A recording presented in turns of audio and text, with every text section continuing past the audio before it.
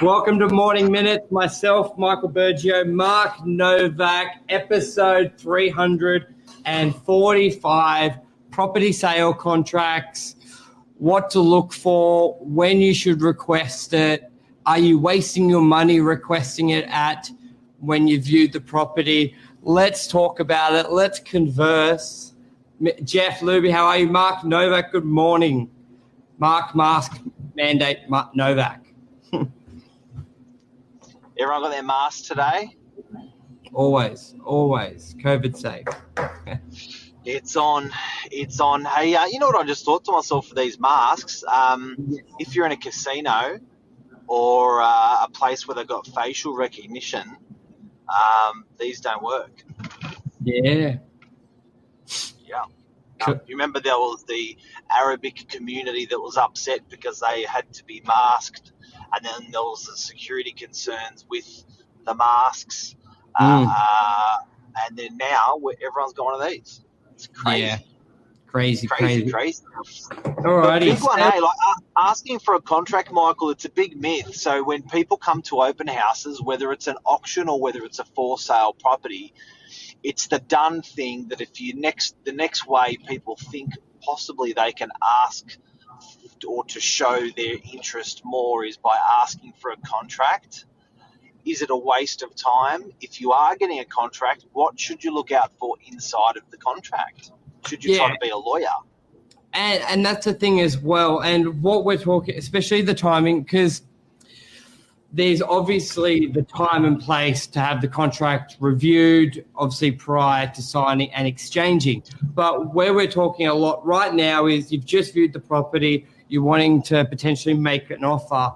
And I think a lot of people just think it's the next step, like request a contract. And you even hear agents talk about it with the owners. 10 people requested a contract, and it's like, okay, that's good. But what does it really mean? What's in the contract? Let's look a bit deeper. Is there stuff you can look at yourself before you make that offer? Because we've said on many shows, make an offer, it's free. Get to know where the price is. Because, Mark, how often do we see buyers, they love a property, they request a contract, they do the strata, like they're requesting a strata report, the builder report, all before they've made an offer. And sometimes it's out of their price range. So the point of this show is to people, because in the new year, a lot of people are going to be coming into the market for the first time, back into the market. And we sort of want to guide you on what we do, what we recommend, and a little bit of that path of what is in the contract. Because people are worried about getting screwed, let's face it. But I've never really seen anyone. How many times does the buyer ask for a contract and say, we're not going to buy it because of what's in the contract? It doesn't happen. The contract's always very neutral. You know, you're not going to build a contract for an auction property as a solicitor that's going to scare off all your buyers. So all the buyers asking for the contract is sort of like, I guess if you're going to be bidding and you're going to get your lawyer to check the contract, sure. But I reckon 90% of the contracts we issue are just for prospective purchasers, just to have a little massage over them. It's not really for a purpose of I'm going to be bidding at the auction, I need to give it to my lawyer. Yeah, but this is like 100% for before you sign the contract, but just a typical sale for a private treaty, like the first open, it's almost like their biggest obstacle. And you look at a sale contract, and everyone should read one. If you're an agent and you haven't read one, you definitely should be reading it. Like your first 15 pages is a standard clause, so there's nothing there. Then your other major things, ignore a lease, because that's where it can be. You've got to look at that. So ignore a property with a lease at the moment. So what else would be in the contract? You got the strata plan. That is something a buyer can review themselves. What are you buying? That's important. Check this floor plan. Big things to look for there is like courtyards, Mark, balconies, car spaces. But the buyer can look at that themselves. Then you've got the title. The title comes from the council. It's pretty straightforward. And also the front page is one of the biggest things. The inclusions is the aircon, is the dishwasher. A lot of that stuff, a buyer can really look at themselves before, like when making an offer, rather than sending it to a lawyer, paying $1,000 for it to be reviewed, and then making your offer, and it could be well out. So you got to arm yourself on what's actually in a contract and what can you check. What to look for? What what would you look for? So, look, first of all, I think as a buyer, don't think that it's a necessity to ask for a contract. Like, it's not. It's really a lawyer thing. Yeah, I think what you really want to organise first is your eligibility to buy. Will they accept your offer, and stuff like that? Then it will go over to then I'd start spending money going over to your lawyer and saying, look, can you check my contract? Can you, I've now got an offer accepted. The thing is, it's free. So that the getting an offer accepted is free. Getting a contract checked properly costs money by a lawyer, and the capacity of a buyer checking a contract properly is probably not going to happen. So I think before you start getting into some debt or spending some money on the property, see if you can get your offer accepted first. It's a free question. Well, I would look at it 2 stages. You can request it straight away, review it yourself, and then look at your offer, get it accepted, and then go to the lawyer. Because the things we're telling you now, you can check yourself. Is the dishwasher ticked, yay or nay? The type on the floor plan, the strata plan, like a lot of that's very basic that you should be able to look at yourself to confirm, get your offer accepted or around that. And then obviously prior to exchanging anything, Mark, is when you'd have your lawyer tick it off. So we're definitely not advising just buy a property blindly. But how many times, Mark, do we see a property sold within a day, within 3 weeks? And Did you spell contract wrong? Yeah, I did. I can edit that. Conrack. But how many times does a buyer miss out on a property because they're waiting for their lawyer to basically check the basics before they even make an offer? We're not even talking about exchanging. We're just talking about making the offer. Yeah, it's silly. So what would you check in a contract if you were going to be checking a contract? And say you're not a real estate agent, you're the average bare buyer.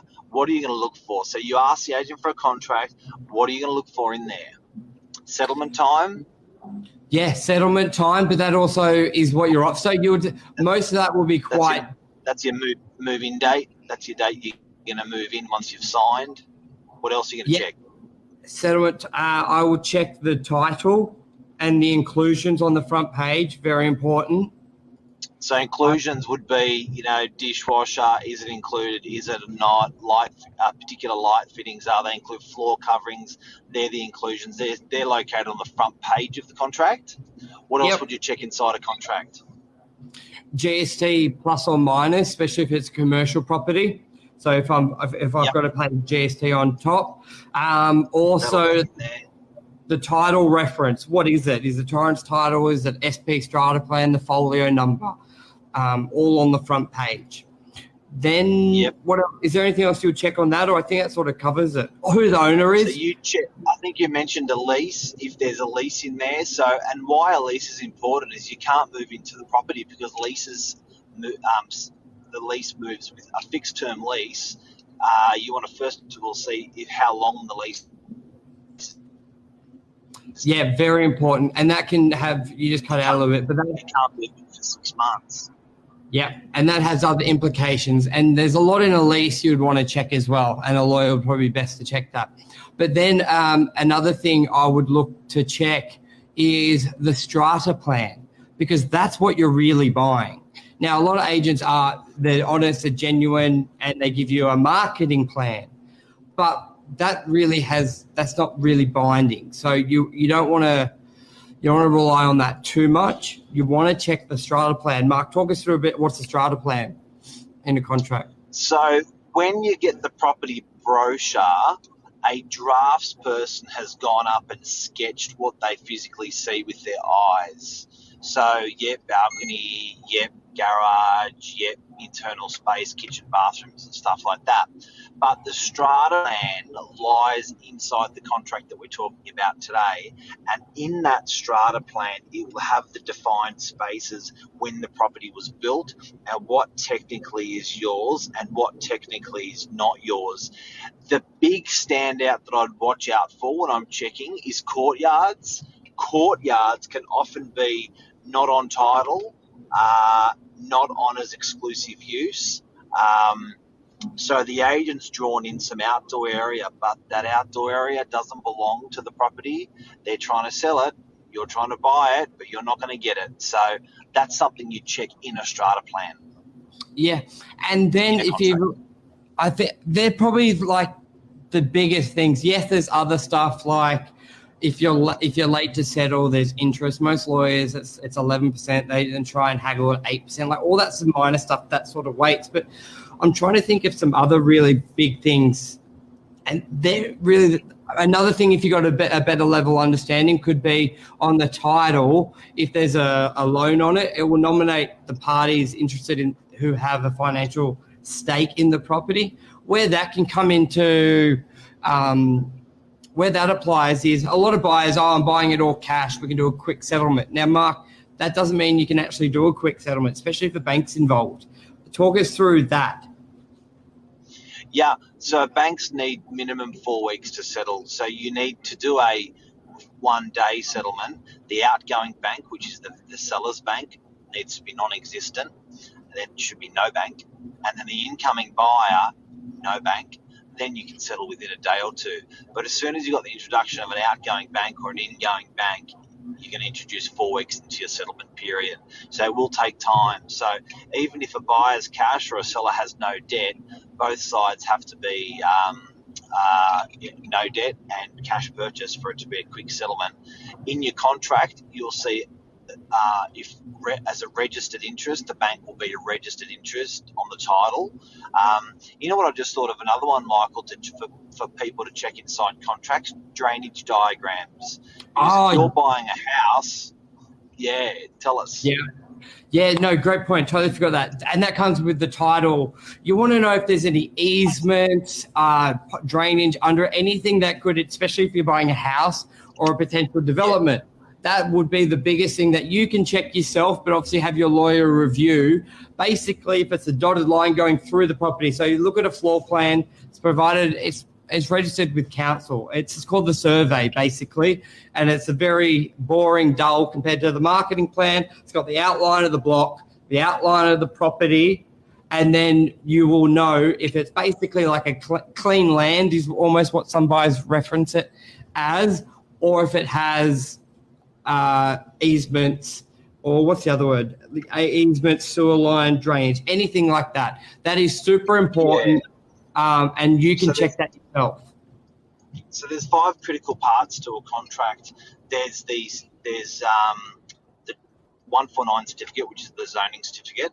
There's those 12 pages that we talked about at the beginning, 15 pages, whatever it is we talked about at the beginning. They're standard pages. They're New South Wales standard pages for a contract. There's the title, which shows who the owners are and stuff like that. 149 certificate, which is a zoning certificate. Now, the other one that we just mentioned, very, very, very, very important, is your sewerage diagram. Your sewerage diagram is a critical document to go in there. It's mandatory to be in there, and it will show if there's any pipes or any right of way that the government has over that land. So you may see this beautiful backyard screaming for a pool, and then you buy the property, you go to put the pool in to find out that there's a massive pipe underground that you didn't know about that you cannot move. So checking that is really, really important, guys. So having a look at that drainage diagram and then seeing if that affects your backyard. They can be redirected or moved. Some of them, some can't because they're monsters. Or encased. Yeah. Which just adds to the cost. But basically what encasing means, you got the pipe and you build a concrete bridge over it for this one. Which will basically support it. So you may need to take into consideration if you love that home, but it's going to cost you 20 grand extra to encase it. Obviously an owner probably wouldn't take that much into consideration when you're selling it to deduct it from the price, but it's you being aware, and it's something you can look for. Most lawyers will pick it up, but not all the time as well. A lot of the time they're checking it all. Definitely don't assume. Hey, definitely don't assume. Because a lawyer is there to mainly look at the wording, the document. They assume you know about the property. A lot of the good ones will say, there's an easement. but it's not necessarily a point that they're to bring it up with you. They're more to bring it up, hey, like you have to settle by this date. Hey, your interest will be this. Not always the stuff about the property. It's like them saying, oh, did you know the kitchen leaks? A lawyer's not going to look at that for you. Now, the point of bringing all this together for you is just to give you what you can do yourself to speed up that process on making an offer to securing a property, because a lot of people get stumped or miss out on properties because of a contract, and not because what's in it, because they're waiting for their lawyer or they've built up this process or assumed process in their head. And that's a take. That's a take. First week back in the new year, 2021. Yeah, Happy New Year, Michael. Happy New Year, everyone. It's exciting times. Enjoy your new yeah. Yeah, look, and you know what? The whole COVID thing. I think Sydney's been great. I think Sydney's been respectful, responsive. We're going to smash out of the ballpark, get rid of this thing, wearing our masks. Property. I won't say property's immune and be a smarty pants, but property seems like it's holding well, and everyone seems to be building in a bit of growth for this year, which is exciting. So the optimism and the sentiment for property with people in New South Wales, very, very strong. I don't think it's going to waver. Awesome. All righty, guys, we'll be back tomorrow morning. Giddy up. See ya. Bye.